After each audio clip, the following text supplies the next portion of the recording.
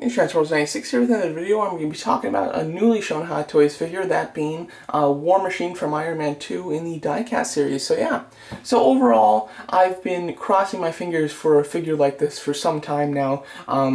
When the War Machine came out from Iron Man 2, the original one from Hot Toys, I didn't purchase it because I wasn't collecting Hot Toys at the time. It wasn't until a couple of years after that I started collecting Hot Toys. I think I started in like 2012. Because like Nick Fury from Avengers came out like right when I started collecting Hot Toys. So overall, I missed it and of course didn't get it. And then since then we have had the Iron Patriot, we've had the War Machine repaint of the Iron Patriot, we've had basically just a slightly updated version of that for Avengers Age of Ultron, and then the Civil War War Machine was shown. So I've had multiple opportunities to buy a War Machine. I've been trying to figure out what I should do. There was a time where I really considered buying the one from Age of Ultron. I really almost bought it, and but I decided to wait. I decided to cross my fingers that the one from Civil War would look a little bit more like the one from Iron Man 2. We did get the pictures for that, and he actually did. He looked quite...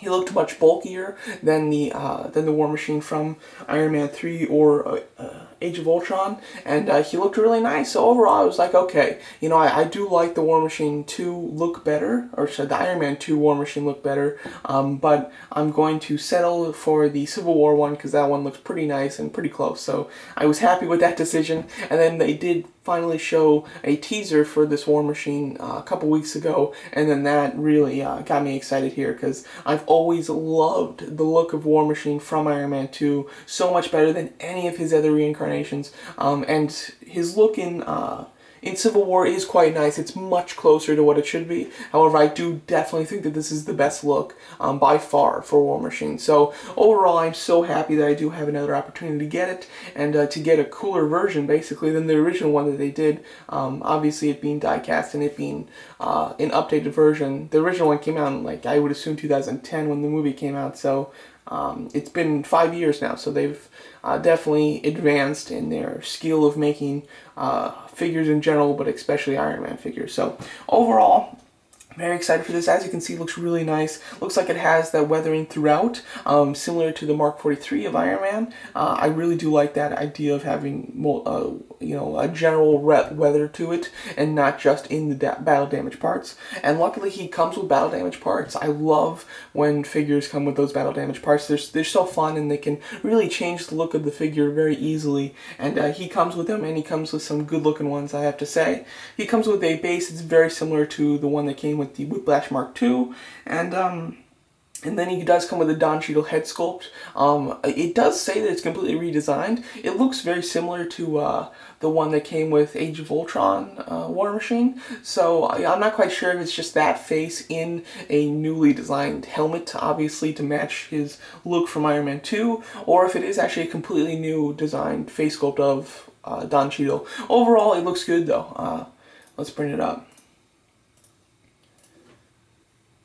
Alright, as you can see, here it is inside there. It looks nice. I mean, it doesn't look too different from the one that we've already seen. However, it's definitely a huge update compared to the original one that came out in 2010. So overall, I think that looks really nice. You can also see the battle damage parts here and here. It comes with the battle damage chest with a big chunk of the chest plate missing. You've got some wonderful scrapes and just damage in the face sculpt in general. And then you have general weathering on some of the shoulder pads and the I don't know what you call these, shoulder cuffs, I don't know. But overall, it does seem to have some really nice weathering parts.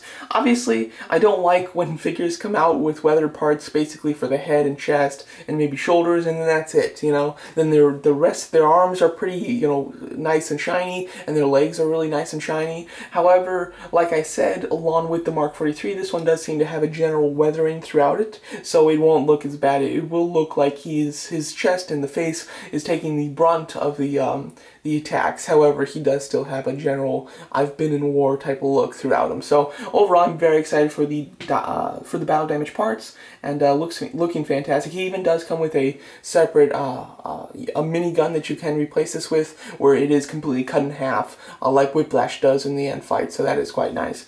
As far as weapons, he does come with his minigun as well. It will have articulation. He comes with the ex-wife that comes out of the shoulder cuff there, and obviously he shoots a whiplash, it doesn't do anything. And then he does also have, it's only in one picture, yeah. He does have the missile canister that is from the shoulder cuff as well. I don't remember him using that in the movie whatsoever. He definitely didn't use it when he was fighting the drones or Whiplash. He might have used it when he was chasing Iron Man. I can't remember. However, it is something that's, you know, classic from the comics, so maybe that's why they added it. I'm not 100% sure. Their original War Machine they made in 2010 did have that though, so I'm not quite sure. It might actually be from the movie. My guess is it wasn't shown in the movie, but it was part of his design. Sorry about that. So what I was saying was, overall, I don't know if the missile pack was actually shown in the movie. If you know, please let me know. I'd love to know. But if it was really only shown when he was trying to chase down Iron Man. So it's not, you know, something that I necessarily think of when I think of movie War Machine. You know, obviously I picture him fighting the drones or Whiplash, so I don't picture him using that weapon. So it does look a little comic-y to me. But overall, I really do like the look of this figure.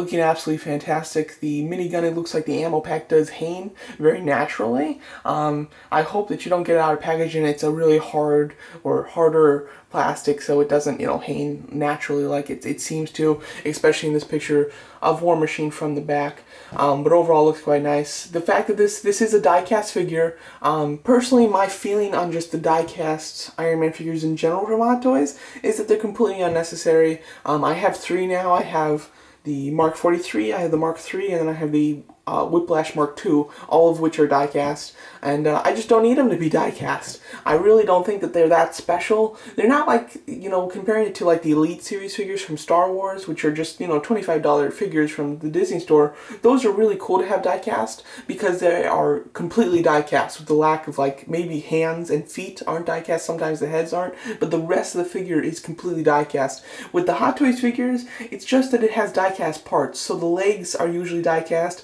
and then it has some die-cast up on the torso and the arms, maybe the head, and then that's it. So overall, I mean, it just has portions that are die-cast, so it doesn't feel incredibly heavy like it really should. It definitely feels heavier than your average figure. It just doesn't feel that cool, you know, I don't know. I totally don't need it. I definitely don't want to spend the extra money to get a die-cast figure. I would much rather them just to stick with plastic. But since they've done it once, they can't not do it again, because if on the next main armor they don't do it in die-cast, it feels like they're taking a step back instead of forward. So overall, since they've done it once, they have to keep doing it. There's just nothing else that we can do about that. So personally, I'd much rather pay a cheaper rate and get it in plastic. I have no problem with that. But unfortunately, it is die-cast, and therefore it commands a die-cast price. It is $360, which is insane for just one, you know, relatively normal-sized Iron Man figure.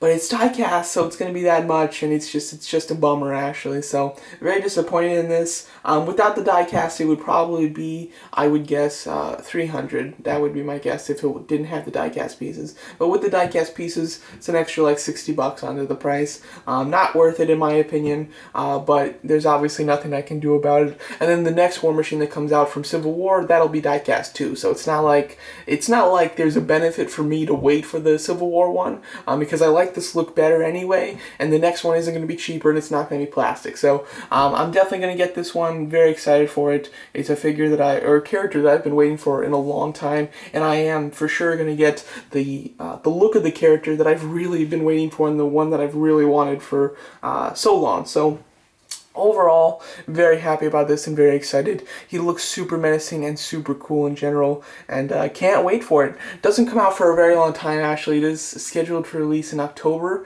which is quite far. Most of the Hot Toys figures that have gone on pre-order recently are scheduled for release in June, maybe in June to August, basically. So a scheduled release in October is actually quite far from now. So overall, that is a little disappointing that there is a decent wait to it. However, that's what Hot Toys used to do. So it's just recently that they've been getting really good about their releases, the time between their releases, basically. So now this is more back to their old style of just under a year out. So overall, it does feel like a very long time compared to some of their other stuff that they've been putting on pre-order. However, it's not that long compared to what we're usually, what we're used to waiting, basically. Overall, looks like a great figure though, and I can't wait for it, although I wish that it was plastic. Really quick before I go, this was just teased today. Depending on when I'm posting this, it was teased on, what day is it? Is it Friday? Yeah, it's Friday.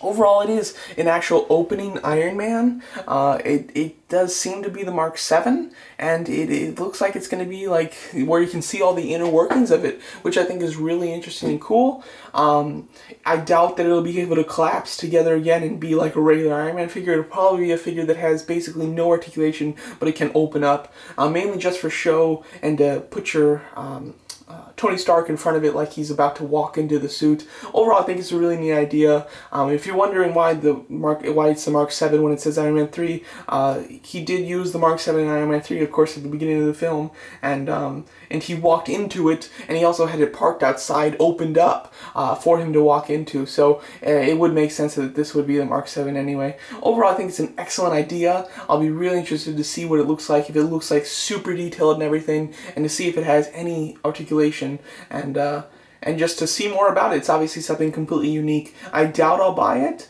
but it's so unique that I'll definitely take a look. That it definitely looks super interesting. So who knows, I might get this, but I definitely want to see some more information on it in general.